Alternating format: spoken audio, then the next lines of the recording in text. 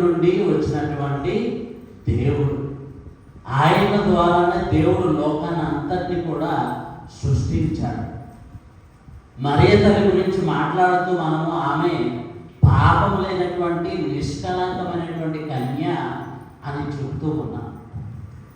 మరి దేవుడి నుండే పుట్టినటువంటి దేవుడు క్రీస్తు ప్రభు ఎటువంటి పాపము లేదు.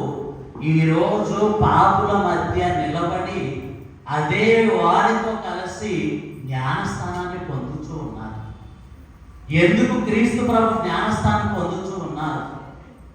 మరీ ముఖ్యంగా యోహాను వద్దకు వెళ్ళి ఎందుకు జ్ఞానస్థానాన్ని పొందుతూ ఉన్నారంటే, యోహాను గారు జ్ఞానస్థానం ఇవ్వమని చెప్పేసి స్వయంగా తండ్రి దేవుడే ఆయన పిలిచాడు. యోహాను గారు సాక్ష్యం చెప్తూ అంటాడు, ఇదిగో యేసు ప్రభువే మెస్సీ అని నాకు ఎలా తెలుసు అంటే, నన్ను జ్ఞానస్థానం ఇవ్వమని పిలిచినటువంటి తండ్రి నీవు జ్ఞానస్థానం ఇస్తూ ఉండగా ఒకరికి జ్ఞానస్థానం ఇచ్చినప్పుడు ఆకాశం తెరవబడి పరిశుద్ధాత్మ అతనిపై రావడం చూస్తావు, అతనే లోకరక్షకుడు మెస్సీ అని చెప్పేసి నన్ను జ్ఞానస్థానం ఇవ్వమని చెప్పినటువంటి వ్యక్తి పరలోక తండ్రి నాకు ఒక ఈ గుర్తునిచ్చాడని యోహాను గారు చెప్తూ ఉన్నారు. కాబట్టి దేవుడే పెట్టినటువంటి ఒక దివ్య సంస్కారం జ్ఞానస్థానం.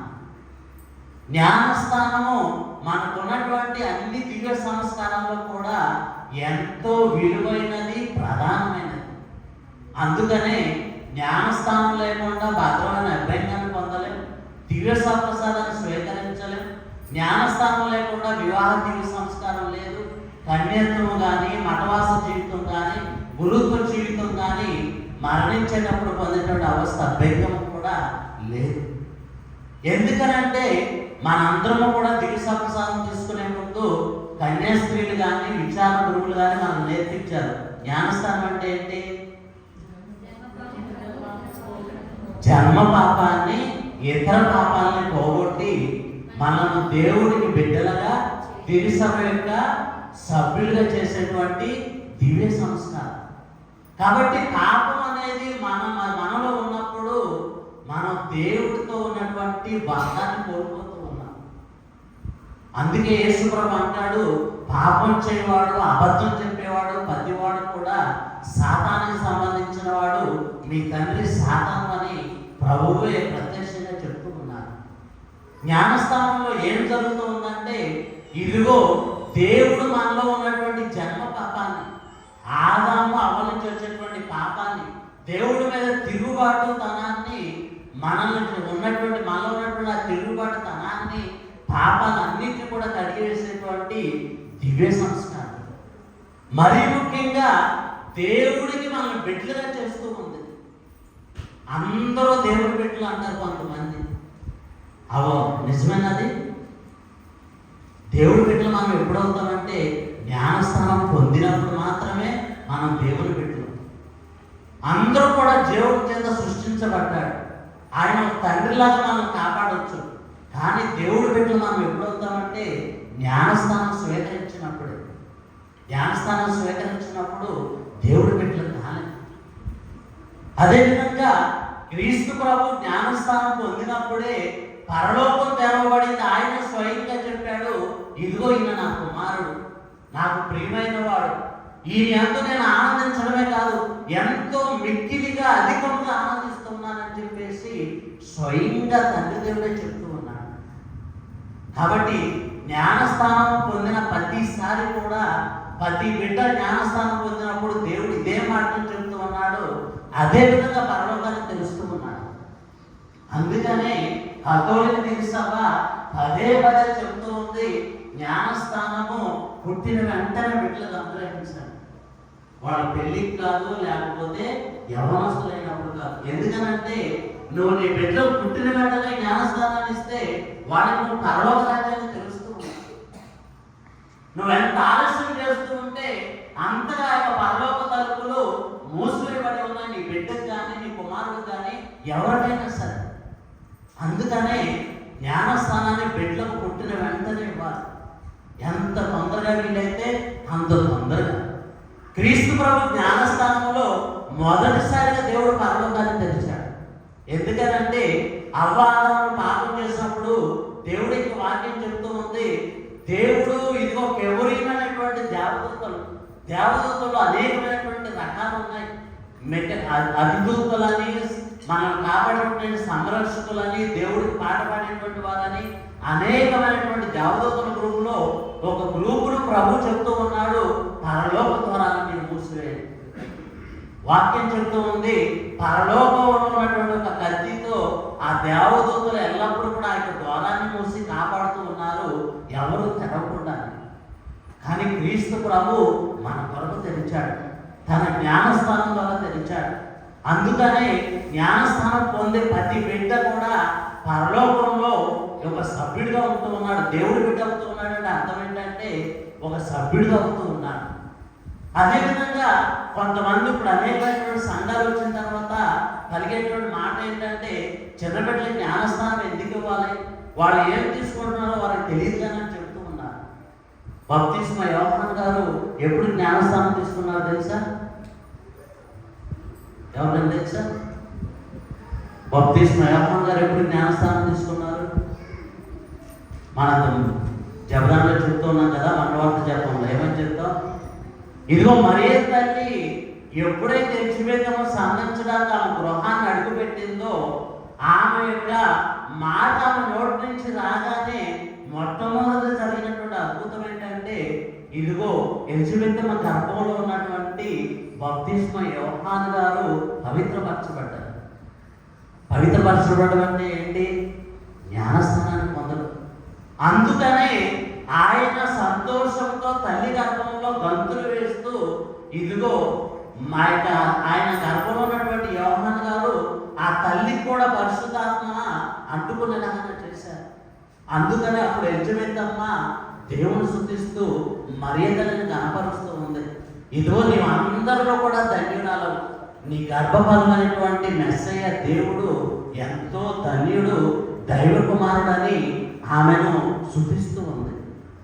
అందుకనే మనం తిరుసభలో ముగ్గురు వ్యక్తులకి యొక్క జననాన్ని కొనియాడతాం. మరియ తల్లి యొక్క జననాన్ని, యేసు ప్రభు జననాన్ని, బాప్తిస్మ యోహాను జననాన్ని ఎందుకు కొనియాడతామంటే, మరియ తల్లి పాపం లేకుండా జన్మించింది, క్రీస్తు ప్రభు పాపం లేకుండా జన్మించినటువంటి వ్యక్తి. ఇదిగో బాప్తిస్మ యోహాను పాపం ఉన్నా కానీ అతని యొక్క తల్లి గర్భంలోనే పవిత్రపరచబడ్డాడు. కాబట్టి మనుషులందరిలో పుట్టినటువంటి గొప్ప ప్రవక్త ఎవరంటే బాప్తిస్మ యోహాను గారు. ఎందుకనంటే జన్మించకముందే జ్ఞానస్థానం పొందినటువంటి వ్యక్తి. కాబట్టి మనందరం కూడా మన బిడ్డలు కూడా ఇక భాగ్యాన్ని ఇవ్వాలి, తొందరగా జ్ఞానస్థానాన్ని పొందాలి. ఎందుకనంటే ఆ రోజున దేవుడు చెప్తూ ఉన్నాడు, ఇదిగో నా ప్రియమైనటువంటి కుమారుడు అని చెప్పేసి. ఎందుకు ఈరోజు యొక్క పండుగను కొనియాడుతూ ఉన్నామంటే, మనము కూడా దేవుడు బిడ్డలు. పేదవాళ్ళం కావచ్చు, కష్టాలు ఉండొచ్చు, బాధలు ఉండొచ్చు, కానీ ఎవరికి లేనటువంటి ఒక గొప్పవరం మనకి ఏమనుందంటే మనం దేవుని బిడ్డలు. అదేవిధంగా దేవుడే స్వయంగా చెబుతున్నటువంటి మాట ఏంటి క్రీస్తు ప్రభుకి? ఇదిగో ఈయన నా కుమారుడు, ఈయన నా బిడ్డ అని చెప్పేసి. అదేవిధంగా మనం కూడా మన జ్ఞానస్థానంలో దేవుడు మనం చెప్పినటువంటి మాట, ఈమె నా కుమార్తె, ఇతను నా కుమారుడు అని. అంటే మన దేవుడు ఏమని చెప్తూ ఉన్నాడంటే, ఇదిగో నేను నీ తండ్రిని అని చెప్తూ ఉన్నాను. మనం దేవుని తండ్రిలాగానే పిలుస్తూ ఉన్నామా? ఇంకా యావే, యెహోవా, ఎలీషా అని పిలుస్తూ ఉన్నామా? తండ్రి అని పిలుస్తున్నారా? యేసు ప్రభు కూడా ఈ లోక జీవితం అంతా కూడా ఆయన శ్రమపడి ఏమని చెప్పదలుచుకున్నాడంటే, దేవుడు మన తండ్రి, మన నాన్న. ఎందుకనంటే ఎంతో మనం ప్రేమిస్తూ ఉన్నాడు, మన కోసం కనిపెట్టుకుని ఉంటూ ఉన్నాడు, మన కోసం పరలోకాన్ని తయారు చేసి ఈ భూలోకంలో అన్ని సౌకర్యాలు ఇస్తున్నటువంటి వాడు మన యొక్క తండ్రి. కాబట్టి మన తండ్రిని మనం పేరు పెట్టి పిలుచడం కంటే నానా తండ్రి అని పిలవడంలోనే దేవుడు సంతోషపడతాడు. అందుకని మన ప్రార్థనలు అన్నీ కూడా పరలోక తండ్రికే, తండ్రి నాకు అనుగ్రహించింది కుమారుని నామాన అని ప్రార్థన చేయాలి. అదేవిధంగా మనం కూడా దేవుని ఎప్పుడు ప్రార్థించినా ఒక కుమారులాగా, కుమార్తెలాగా ప్రార్థించినప్పుడు దేవుడు మనకి ఆశీర్వాదం వస్తూ ఉన్నాడు. అదేవిధంగా జ్ఞానస్థానంలో మనం ముఖ్యంగా చూసేది ఏంటంటే గురువు మనల్ని అభిషేకిస్తాడు. మొదటగా నుదుటిని అభిషేకిస్తాడు, తర్వాత హృదయాన్ని అభిషేకిస్తాడు. ఎందుకని? నుదుటిన ఇచ్చేటువంటి అభిషేకం ఎప్పుడు కూడా ఉంటుంది. దేవదూతలు వచ్చినా చనిపోయినా కానీ దేవుడి దగ్గరికి వెళ్ళినప్పుడు ఆయన మొదట కనపడేది ఇదిగో మన కోసం మరణించి చేయాల్సినటువంటి క్రీస్తు ప్రభువుగా శిలువ. ఈ హృదయం దేవుడే ఉండాలని గురువు అభిషేకిస్తూ ఉన్నాడు. ఇంకా చిన్నబిడ్డ జ్ఞానస్థానంలో అయితే చెవులను కూడా అభిషేకిస్తాడు, దేవుడి యొక్క వాక్యాన్ని వినాలని. పెదవులను అభిషేకిస్తాడు, దేవుని యొక్క వాక్యాన్ని ప్రకటించాలి. క్రీస్తు ప్రభు కూడా జ్ఞానస్థానం పొందిన తర్వాత చేసేటువంటి పని ఏంటంటే దేవుడి యొక్క రాజ్యాన్ని ప్రకటించాడు, అనేక మందిని స్వస్థపరిచాడు, మృతులను కూడా జీవంతో లేపాడు. ఎందుకనంటే ఈరోజు మొదటి పట్టణంలో రెండో పట్టణంలో ప్రభు చెప్పినటువంటి మాట, దేవుడు ఆయనతో ఉన్నాడు, తండ్రి ఆయనతో ఉన్నాడు, అదే తండ్రి మనతో కూడా ఉన్నాడు. మనం ఎప్పుడైతే ప్రభు యొక్క రాజ్యం పట్ల ఆసక్తి చూపి ప్రభువుని ఎరగని వారికి క్రీస్తు ప్రభు గురించి దేవుడి గురించి చెప్తామో అప్పుడు దేవుడు మన ద్వారా కూడా అనేక మందిని స్వస్థపరుస్తాడు, మన ద్వారా కూడా అనేక మందిని ఆయన యొక్క రాజ్యంలోకి తీసుకుని వస్తాడు.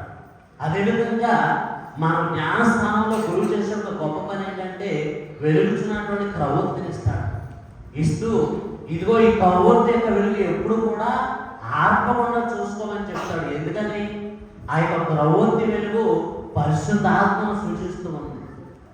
మన పాపం లేనంత వరకు కూడా పరిశుద్ధాత్మ మనలో ఉంటూ ఉంది. అదే వెలుగు దేవుడిపై ఉన్నటువంటి విశ్వాసాన్ని గుర్తు. ఆ విశ్వాసం ఎప్పుడు కూడా కోల్పోకుండా ఉండాలంటే ప్రవృత్తి వెలుగును ఏ విధంగా అయితే చేయట్టు పెట్టి కాపాడుకుంటామో అదేవిధంగా ప్రార్థన ద్వారా మన జీవితాన్ని కాపాడుకోవాలి. మనం ఎప్పుడైతే ప్రార్థన ద్వారా, దివ్య సంస్కారాల ద్వారా, దివ్య సంప్రసాదం ద్వారా మన విశ్వాసాన్ని పెంచుకోకుండా ఉంటామో అప్పుడు ఆ ప్రవృత్తి ఆరిపోతుంది, ఆ వెలుగు ఆరిపోతుంది. దాన్నే క్రీస్తు ప్రభు పరిశుద్ధాత్మకు వ్యతిరేకమైనటువంటి పాపం అంటాడు. పరిశుద్ధాత్మ వ్యతిరేకమైనటువంటి పాపం ఏంటంటే దేవుడిని తెలుసుకుని కూడా ఆయన పూర్తిగా విడిచిపెట్టేసి ఆయన లేనట్లుగా జీవించాడు. అటువంటి జీవితాన్ని దేవుడు పరిశుద్ధాత్మకు వ్యతిరేకమైనటువంటి పాప జీవితం, వ్యతిరేకమైనటువంటి పాపం అని చెప్తూ ఉన్నాడు. కాబట్టి మీరు విశ్వాసం వల్ల ఈరోజు మనలా దేవుడితో మరీదరితో మనం చెబుదాం, నా యొక్క విశ్వాసానికి ప్రభువా కృతజ్ఞతలు, నాకు జ్ఞానస్థానం ఇచ్చినటువంటి నా యొక్క తల్లిదండ్రులకు, జ్ఞాన తల్లిదండ్రులకు కృతజ్ఞతలు. జ్ఞాన తల్లిదండ్రులు మనం అప్పటికప్పుడే కొన్నిసార్లు పిలుస్తాం, కానీ ఆ బాధ్యత చాలా ముఖ్యమైనది. మనం జ్ఞాన తల్లిదండ్రులలో ఉంటే ఆ బిడ్డలు దేవుడి యొక్క సన్నిధిని వెళుతూ ఉన్నారా లేదా, వాక్యాన్ని ఆలపిస్తూ ఉన్నారా, దివ్య సర్వసారాన్ని స్వీకరిస్తూ ఉన్నారా, దేవుడి బిడ్డగా జీవిస్తూ ఉన్నారా లేదని ఎప్పుడు కూడా కనిపెట్టుకుని వాళ్ళకి ఆత్మీయంగా సహాయపడటమే జ్ఞాన తల్లిదండ్రుల యొక్క బాధ్యత. ఆ బాధ్యత నెరవేర్చినప్పుడు మనం దేవుడికి సమాధానం చెప్పాలి. కాబట్టి తల్లిదండ్రులుగా, జ్ఞాన తల్లిదండ్రులుగా మన బిడ్డలను దేవుడి బిడ్డలుగా చేస్తూ దేవుడి బిడ్డలుగానే ఎదగడానికి తల్లిదండ్రులుగా మనం ఎల్లవేళ్ళ కూడా దేవుడి యొక్క సహాయంతో మన బిడ్డలకు సహాయపడదాం. దేవుడు మనల్ని దీవించునుగాక.